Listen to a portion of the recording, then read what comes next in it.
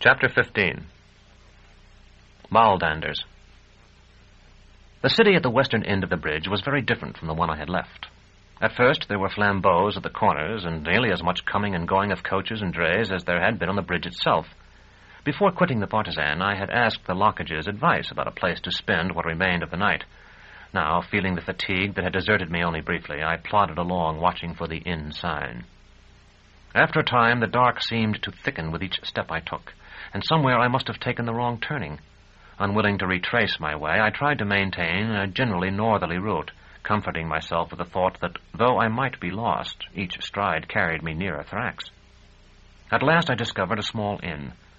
I saw no sign, and perhaps it had none, but I smelled cooking and heard the clink of tumblers, and I went in, throwing open the door and dropping into an old chair that stood near it without paying much attention to where I had come or whose company I had entered. When I had been sitting there long enough to get my breath and was wishing for a place where I could take off my boots, though I was far from ready to get up to look for one, 3 men who had been drinking in a corner got up and left, and an old man, seeing, I suppose, that I was going to be bad for his business, came over and asked what I wanted. I told him I required a room. "We have none." I said, "That's just as well. I have no money to pay anyway." "Then you will have to leave." I shook my head. "Not yet. I'm too tired." Other journeymen had told me of playing this trick in the city. "You're the Carnifex, ain't you? You take their heads off." "Bring me 2 of those fish I smell, and you won't have anything but the heads left." "I can call the city guard. They'll have you out." I knew from his tone that he did not believe what he said, so I told him to call away, but to bring me the fish in the meantime, and he went off grumbling.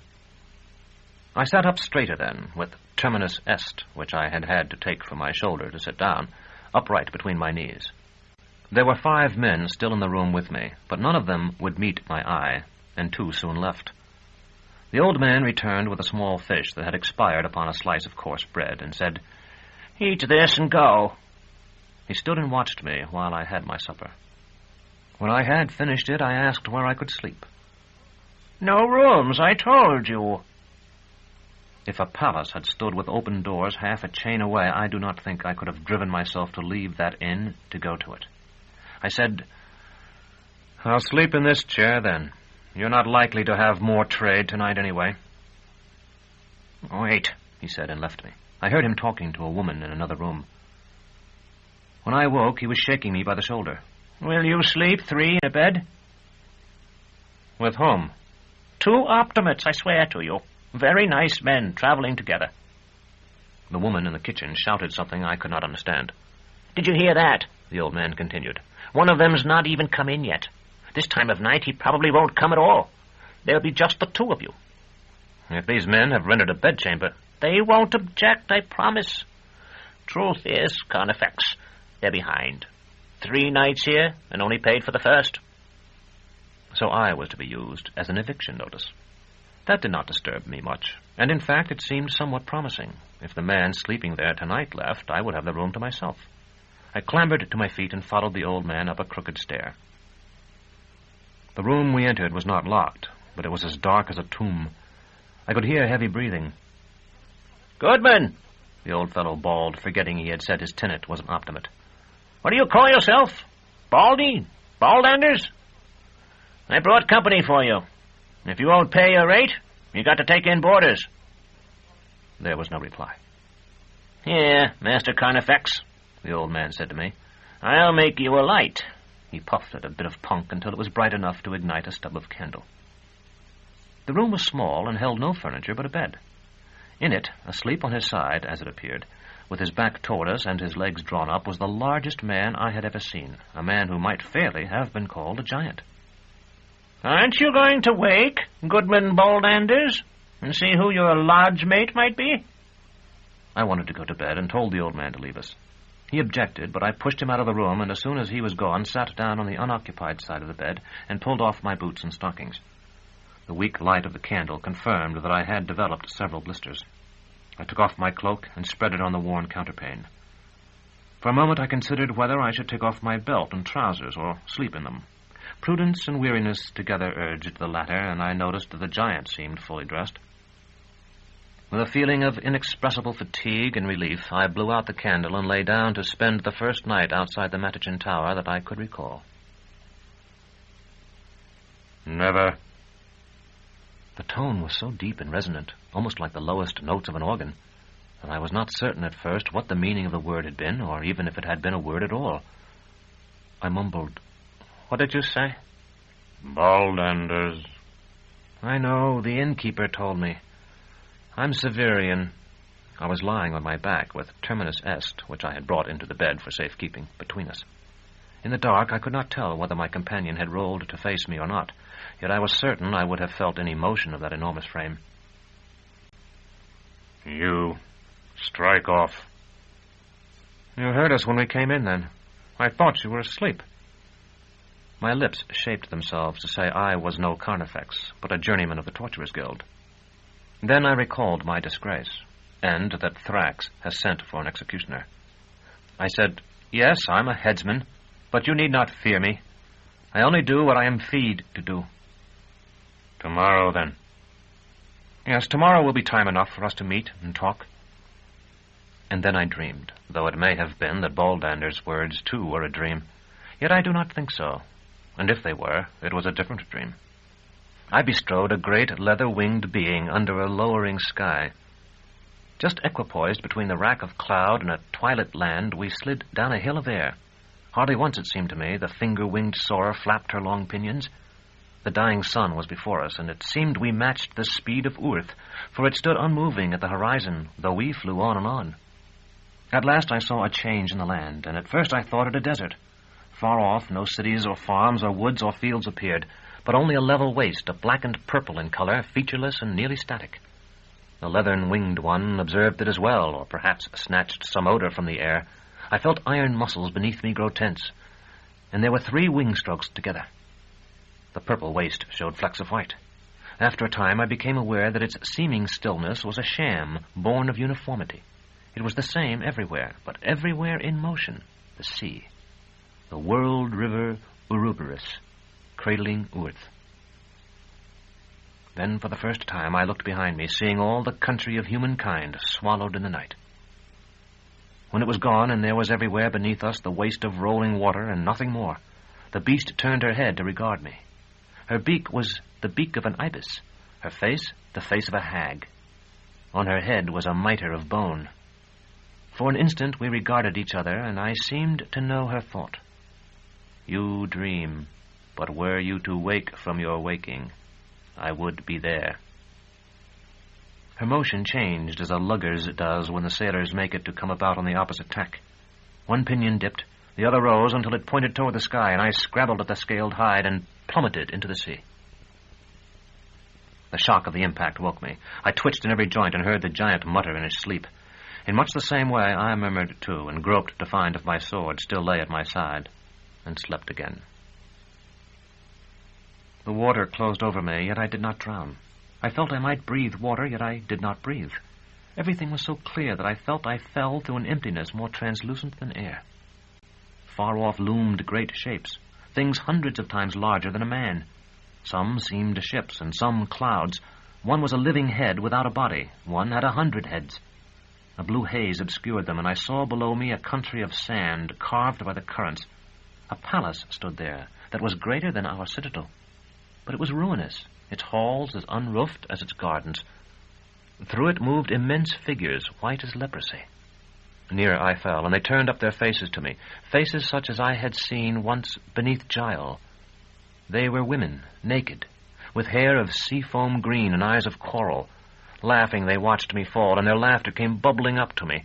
Their teeth were white and pointed, each a finger's length. I fell nearer. Their hands reached up to me and stroked me as a mother strokes her child. The gardens of the palace held sponges and sea anemones and countless other beauties to which I could put no name. The great women circled me round, and I was only a doll before them. "Who are you?" I asked. "And what do you do here?" "We are the brides of Abaya, the sweethearts and playthings, the toys and valentines of Abaya. The land could not hold us. Our breasts are battering rams, our buttocks would break the backs of bulls. Here we feed, floating and growing until we are great enough to mate with Abaya, who will one day devour the continents." "And who am I?" Then they laughed all together, and their laughter was like surf upon a beach of glass. "We will show you," they said. "We will show you." One took me by each hand, as sisters take their sister's child, and lifted me up and swam with me through the garden. Their fingers were webbed, and as long as my arm from shoulder to elbow. They halted, settling through the water like carracks sinking, until their feet and mine touched the strand. There stood before us a low wall, and on it a little stage and curtain, such as are used for children's entertainments. Our roiling of the water seemed to flutter the kerchief-sized cloth. It rippled and swayed and began to draw back as though teased by an unseen hand. At once there appeared the tiny figure of a man of sticks. His limbs were twigs, still showing bark and green bud. His body was a quarter span of branch, big through as my thumb, and his head a knot, whose whorls formed his eyes and mouth. He carried a club, which he brandished at us, and moved as if he were alive. When the wooden man had jumped for us and struck the little stage with his weapon to show his ferocity, there appeared the figure of a boy armed with a sword. This marionette was as finely finished as the other was crude. It might have been a real child reduced to the size of a mouse. After both had bowed to us, the tiny figures fought. The wooden man performed prodigious leaps and seemed to fill the stage with the blows of his cudgel. The boy danced like a dust mote in a sunbeam to avoid it, darting at the wooden man to slash with his pin-sized blade. At last the wooden figure collapsed. The boy strode over as if to set his foot upon its chest, but before he could do so, the wooden figure floated from the stage, and turning limply and lazily, rose until it vanished from sight, leaving behind the boy and the cudgel and the sword, both broken. I seemed to hear, no doubt it was really the squeaking of cartwheels on the street outside, a flourish of toy trumpets. I woke because a third person had come into the room. He was a small, brisk man with fiery red hair, well and even foppishly dressed. When he saw me awake, he threw back the shutters that had covered the window, bringing red sunlight streaming in. "My partner," he said, "sleeps soundly always. His snoring didn't deafen you?" "I slept well myself," I told him, "and if he snored, I didn't hear him." That seemed to please the small man, who showed a good many gold teeth when he smiled. "He does. He snores to shake earth, I assure you. Happy you got your rest, anyway." He extended a delicate, well-cared-for hand. "I am Dr. Tallis." "The journeyman Severian." I threw off the thin coverings and stood up to take it. "You wear black, I see. What guild is that?" "It is the Fullerton of the Torturers." "Ah." He cocked his head to one side like a thrush and hopped about to look at me from various angles. "You're a tall fellow. That's a shame. But all that sooty stuff is very impressive." "We find it practical," I said. "The oubliette is a dirty place, and Fullerton doesn't show bloodstains." "You have humor. That's excellent. There are few advantages, I'll tell you, that profit a man more than humor. Humor will draw a crowd. Humor will calm a mob or reassure a nursery school.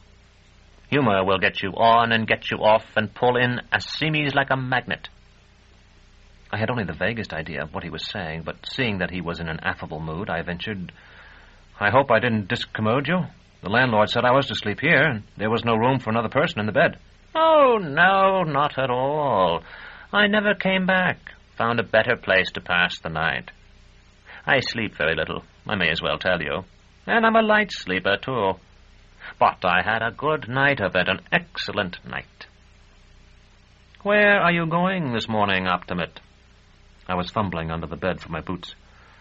"First to look for some breakfast, I suppose. After that, out of the city, to the north." "Excellent. No doubt my partner would appreciate a breakfast. It will do him a world of good. And we're traveling north. After a most successful tour of the city, you know. Going back home now. Played the East Bank down and playing the West up. Perhaps we'll stop at the House Absolute on our way north. That's the dream, you know, in the profession. Play the Autarch's Palace. Or come back if you've already played there. Chrysos by the hatful." I've met one other person, at least, who dreamed of going back. Don't put on that long face. You must tell me about him sometime. But now, if we're to go to breakfast... Baldanders, wake up. Come, Baldanders, come. Wake up. He danced to the foot of the bed and grasped the giant by an ankle. Baldanders! Don't take him by the shoulder, Optimate. I had made no motion to do so. He thrashes about sometimes. Baldanders! The giant murmured and stirred. A new day, Baldanders. Still alive. Time to eat and defecate and make love. All that. Up now, or we'll never get home. There was no sign that the giant had heard him. It was as if the murmur of the moment before had been only a protest voiced in a dream, or his death rattle. Dr. Tallis seized the foul blankets with both hands and swept them back. The monstrous shape of his partner lay revealed. He was even taller than I had supposed, nearly too tall for the bed, though he slept with his knees drawn almost to his chin. His shoulders were an L across, high and hunched. His face I could not see. It lay buried in his pillow. There were strange scars about his neck and ears. Baldanders! His hair was grizzled, and despite the innkeeper's pretended error, very thick. Baldanders! Your pardon, Optimate, but may I borrow that sword? No, I said. You may not. Oh, I'm not going to kill him or anything of that sort. I only want to use the flat of it. I shook my head, and when Dr. Tallis saw I was still adamant, he began to rummage about the room. Left my stick downstairs. Vile custom, they'll thieve it. I should learn to limp, I really should. There's nothing here at all. He darted out the door and was back in a moment carrying an ironwood walking stick with a gilt brass knob. Now then, Baldanders! The strokes fell upon the giant's broad back like the big raindrops that precede a thunderstorm. Quite suddenly, the giant sat up. I'm awake, Doctor. His face was large and coarse, but sensitive and sad as well. Have you decided to kill me at last? What are you talking about, Baldanders? Oh, you mean the Optimate here. He's not going to do you any hurt. He shared the bed with you, and now he's going to join us at breakfast. He slept here, Doctor? Dr. Tallis and I both nodded. Then I know whence my dreams rose. I was still saturated with the sight of the huge women beneath the monstered sea, and so I asked what his dreams had been, though I was somewhat in awe of him. Of caverns below, where stone teeth dripped blood. Of arms dismembered found on sanded paths, and things that shook chains in the dark. He sat at the edge of the bed, cleaning sparse and surprisingly small teeth with one great finger. Dr. Tallis said, "Come on, both of you. If we're to eat and talk and get anything done today, why, we must be at it. Much to say and much to do." Baldanders